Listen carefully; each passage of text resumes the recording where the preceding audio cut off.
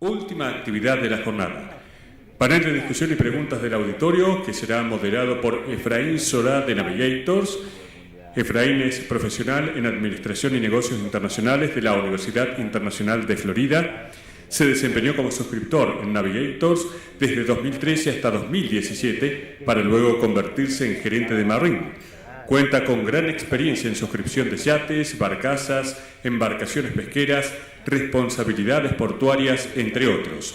Durante 11 años fue miembro del Comité de Seminarios del Club de Marineros de Fort Lauderdale.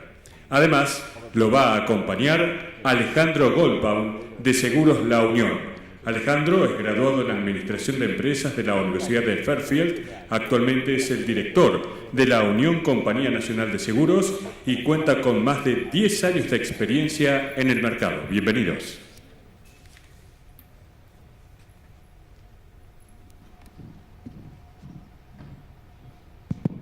Aló.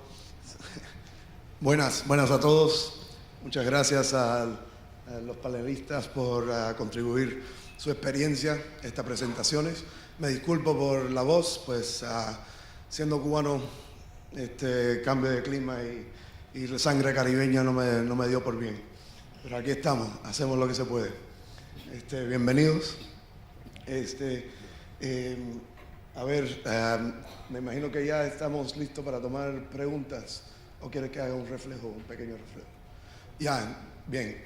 Intentaré no hacerlo mucho tiempo por esta voz, pero darle un pequeño reflejo sobre estas últimas tres presentaciones. Hoy día estamos algunos pensando qué cosas más innovadores podemos hablar, ¿ya? De qué temas innovadores podemos hablar, pero también hay lo tradicional. Hoy día, más que nunca, nos estamos viendo nosotros en la región más expertos, o por lo menos nos tenemos que hacer más expertos. Nos está llegando mucho más negocios.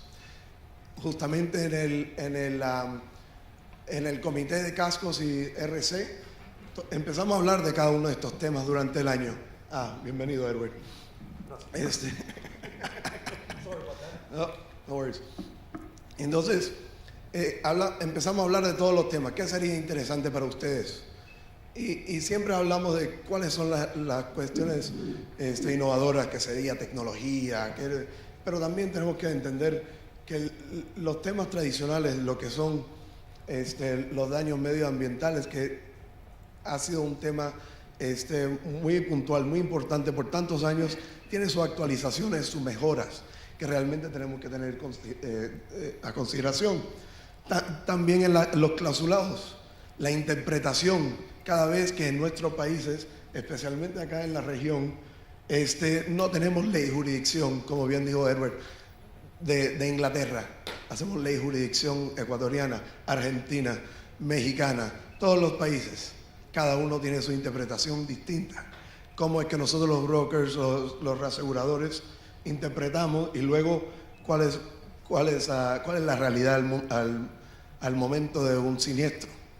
¿Ya? Entonces, el asunto de lo tradicional, las mejoras, la actualización, creo que es un asunto muy puntual que siempre que hay que tocar para mejorar, para que nos hacemos expertos en la región y no dependamos de otras partes del mundo para que sean nuestros expertos.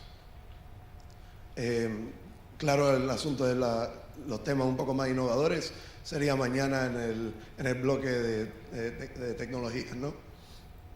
Algo que quieren compartir en adición a este reflejo que he dado. No, ya quedaste. Este es el micrófono suyo para que sepas.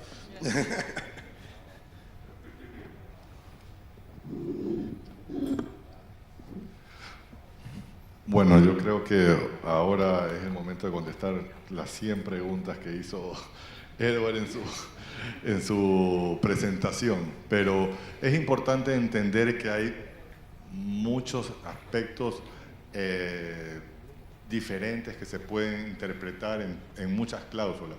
Hay cláusulas que son limitantes, que limitan las coberturas y pueden ser completadas con otras cláusulas como additional perils que cubre las roturas de maquinarias para las embarcaciones.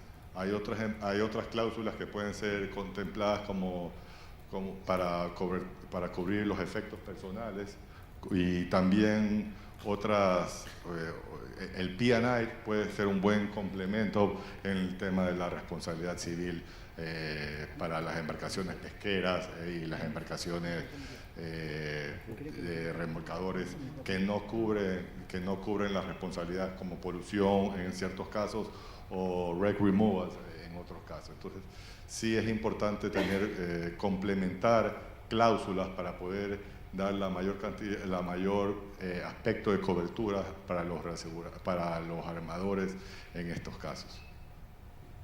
Sí, hablando un poquito de cómo se van complementando las coberturas, tradicionalmente los aseguradores de Pandy, por ejemplo, aseguran a la tripulación mientras la tripulación está a bordo, entrando, llegando, saliendo hacia el barco. Y en algunos barcos, específicamente los barcos de pesca, de atún, hay un riesgo que es bien importante y muy peligroso, que se refiere al traslado de los pasajeros durante la pesca en helicópteros.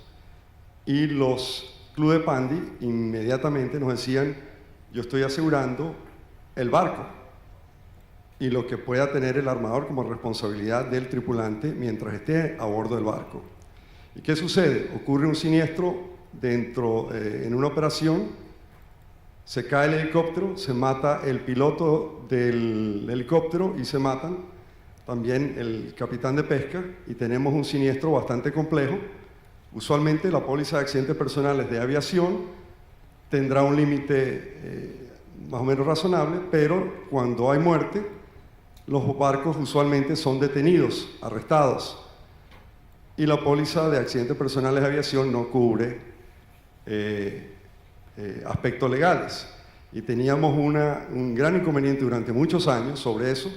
Después de muchas conversaciones con los aseguradores de Pandy, logramos extender la cobertura del Pandy para cubrir ese riesgo en particular. Es decir, que yo diría que todo es discutible y negociable si le das al asegurador las herramientas necesarias para que él pueda evaluar el riesgo y cotizarlo adecuadamente. Por supuesto, concuerdo con el sentimiento, pues, por el lado de un broker, y tanto como la suscripción, es importante tener en consideración que estamos tratando de llegar a un fin que beneficia a los dos, ¿no? A todos, que sea el asegurado, el broker y la suscripción. Leo, tomemos unas preguntas. Muy bien. ¿Alguna pregunta sobre lo que se haya discutido o lo que ha sido las últimas las últimas presentaciones en este bloque? Señor. Gracias. Como saben, en México hay una nueva regulación muy fuerte en temas ambientales que se puso en boga por, evidentemente, toda esta parte de los energéticos que se han ido liberando. Actualmente hay todo un tema con ver cuáles son los límites mínimos que deberían de comprar. La pregunta específica es que si hay alguna guía que se pueda dar para ayudarle a los reguladores a tener cierta idea de cómo fijar los montos mínimos de Pandy. En Pandy podemos ver hasta $1,000 millones de dólares como límite, pero podemos partir desde sumas de 250 millones. Entonces, sobre todo en el tema de hidrocarburos, que actualmente es donde estaría la discusión, cómo se puede dar una recomendación o un benchmark, o cómo fijar alguna ayuda para saber cuáles son los límites adecuados que se deberían de estar comprando. ¿Quieres que parta yo entonces? Muy bien, es interesante la pregunta, también muy complejo. No creo que haya una respuesta que vaya a satisfacer la pregunta, ¿no? O sea, eso se lo dejo a los abogados contestar. Por mi parte, pues el asunto tiene mucho que ver con jurisprudencia, y si es que en caso de México, Pemex dice lo que tiene que ver, es lo que tienes que tener, pues. Te lo paso a ti, Elizabeth. Bueno, es curioso porque, o sea, en realidad necesitas el seguro para cubrir tu responsabilidad que puedas tener. Entonces tienes que tener todo tema de consideraciones económicas. Algo que se habla mucho, que no viene a cuento quizá aquí en discusiones con clientes mexicanos, es la aplicación de los knock for knock, por ejemplo, para distinguir quién tiene la responsabilidad por las cosas y es algo muy útil que se utiliza en el ámbito offshore, sobre todo, y que viene incluido en muchos de los contratos que se utilizan localmente. Y ahí otra vez estás hablando de qué responsabilidades tiene cada parte de una forma muy clara y claridad a la hora de saber cuál es tu responsabilidad y el seguro que tú necesitas. Yo quisiera adicionar algo también. La diferencia del costo que hay por los límites en un P&I, ya cuando se excede de 100 millones hasta 1.000 millones, son muy pequeña la diferencia. Entonces, ¿para qué? ¿Por qué esa pequeña diferencia tomar 100 millones si se puede tomar hasta 1.000 millones? No creo que valga la pena diferenciar entre 100 millones y 1.000 millones los límites en esos casos, por lo menos en energía, ¿no? Edward, ¿algo para comentar? Bueno, yo solamente diría, como corredor, compra lo máximo que puedas comprar, y más aún si el límite básico de la mayoría de los clubes son $1.000 millones por concepto de contaminación. Como dijo Alejandro, ¿para qué vas a comprar 100 millones de dólares si tus exposiciones seguramente con $1.000 millones en algunos casos puedes quedar bastante corto, particularmente si entras a este país? Gracias. Aurelio Fernández Concheso, de Clayanco, Venezuela. Esta es una pregunta para los corredores sobre el tema de los buques autónomos. Sé que se va a tratar parte de eso mañana, pero por supuesto que es uno de los temas del futuro. No sabemos si 5 años, 10 años, 20 años, pero está ahí y va a venir. En la industria marítima, globalmente,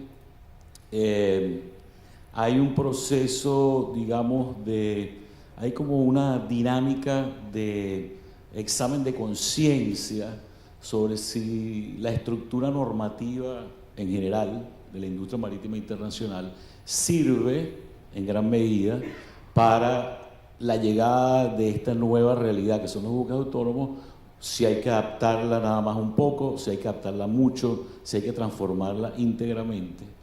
Y entonces mi pregunta es a ustedes, quizás a ti, Edward, si tú crees que, por ejemplo, si mañana alguien te viene a colocar un buque autónomo, a pedirte que lo asegures, si la cláusula del instituto de casco, tal como existe hoy, ¿crees que sirve? ¿Crees que se le puede hacer un par de endosos? ¿O crees que en 5 o 10 años va a hacer falta una clausulado especial para los buques autónomos? Porque, por ejemplo, me viene a la mente uno de los puntos que tocaste, que creo que es la cláusula 623, que excluye cobertura cuando hay responsabilidad directa del armador, y en los buques o relativo a la negligencia de la tripulación, que es algo que viene de hace 300 años, porque el buque zarpaba, el capitán perdía contacto con el armador, no sabía más de él, el armador. Pero hoy o mañana, cuando haya buques autónomos, vas a tener un operador de tierra que está tomando café con el armador al lado, o té con el armador al lado. Y entonces pregunto yo si, por ejemplo, va a subsistir la negligencia de la tripulación como cobertura, o más bien va a estar excluida porque se va a entender que incluye en alguna medida negligencia del armador también. Pero la pregunta fundamental es si ustedes creen que va a hacer falta una nueva póliza o un nuevo clausulado para eso. Sí, yo creo que muy buena pregunta, porque de hecho los aseguradores de casco y también los aseguradores de P&I se están haciendo esa pregunta. Se están haciendo la pregunta y mucho más en el tema legal, sobre una serie de situaciones que están planteadas, que cuando hay un barco autónomo cambia radicalmente. Es decir, estás cambiando el mundo completamente. La avería gruesa, quien la declara. Negligencia de la tripulación, ya no tienes tripulación. Los textos seguramente tienen que cambiar. La siniestralidad en vehículos autónomos probablemente sea muy diferente a la que tenemos actualmente. Como dijo alguien, los barcos no se hunden, los hunden por negligencia. Es decir, que este es un tema altamente complejo. Yo he visto escrituras de los clubes de P&I discutiendo el tema, que para ellos es una preocupación. No lo he visto tanto en casco, pero yo presumo que todos nosotros, si eso llegara al punto, va a cambiar el seguro como lo estamos viendo en este momento. Jóvenes, prepárense. Alejandro, como sedente, que retiene, pues, adelante. Bueno, también es importante establecer cómo podría funcionar la cobertura en caso de un mal funcionamiento en el sistema de software en esto. Y también hay que pensar más allá en el caso de la cláusula cyber, que siempre se excluye, cómo aplicaría, y ya creo que es la 370 o 380, pero cómo aplicaría la cláusula en caso de un ataque cibernético al sistema software del barco y que retrase o que haga retrasos en los barcos. Entonces hay que revisar, yo creo que todo un panel de coberturas para poder hacer algo más específico. Hay que acordarse que estas cláusulas tienen más de 300 años y nunca hubieran imaginado que existan barcos que se manejen solos. Entonces sí hay que hacer unas adaptaciones a las coberturas que tienen actualmente, como las cláusulas, por lo menos la 280. Yo dudo mucho que en los barcos pesqueros se vaya a hacer barcos autónomos, pero yo creo que en la navegación, por lo menos corta, de carga, puede ser que se llegue a corto plazo a haber una asistencia, por lo menos que sea autónomo el barco, y que haya una asistencia de un capitán en caso de cualquier mal funcionamiento del software y que entre la parte humana en este caso. Pero sí, hay que hacer una adaptación total en los clausulados de las cláusulas del instituto. Gracias. Elizabeth, ¿quieres compartir unos pensamientos? Pues sí, si la historia se repite, y normalmente siempre se repite, somos reactivos más que proactivos. Entonces lo que puede pasar es que se hagan unas enmiendas a cláusulas existentes durante un tiempo, pero en algún momento derivará en nuevos textos, me parece. Estaría bien hacerlo al revés. Claro. Concuerdo. Próxima pregunta.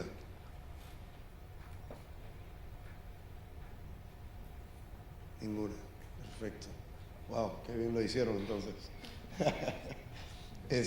Sí quisiera compartir un poco lo de ese último punto. Es que sí, o sea, tendríamos que tener una organización, hablando del asunto del clausulado. Cualquiera puede tomar los estándares y adaptarlas. Eso sí se puede hacer fácilmente, lo hacemos todos los días. Justamente contratamos abogados para ayudarnos con cuál sería el clausulado por país. Justamente trabajamos con los brokers para ver qué sería una cobertura a la medida. Es lo que todos intentamos lograr. Ahora, para hacer un clausulado nuevo hay que ver una organización que justamente une a vamos a decirle las grandes mentes, pero no tendría que ser tan grandes las mentes, pues. Unirse a todos para realmente crear eso. No se ha hecho en cuántos años en esta industria. Pues eso sería otro reto para nuestra industria, para realmente actualizarnos, hacer algo tan nuevo que realmente adapta a lo que son nuestras situaciones de hoy día, de no tan solo América Latina, pero todo el mundo, entonces, ¿no? Entonces, si no tienen alguna otra pregunta, le agradecemos mucho a todos, que hasta después del almuerzo y y unas presentaciones. Sigan acá con ánimo con nosotros. Muy agradecidos y muchas gracias a todos acá en el panel.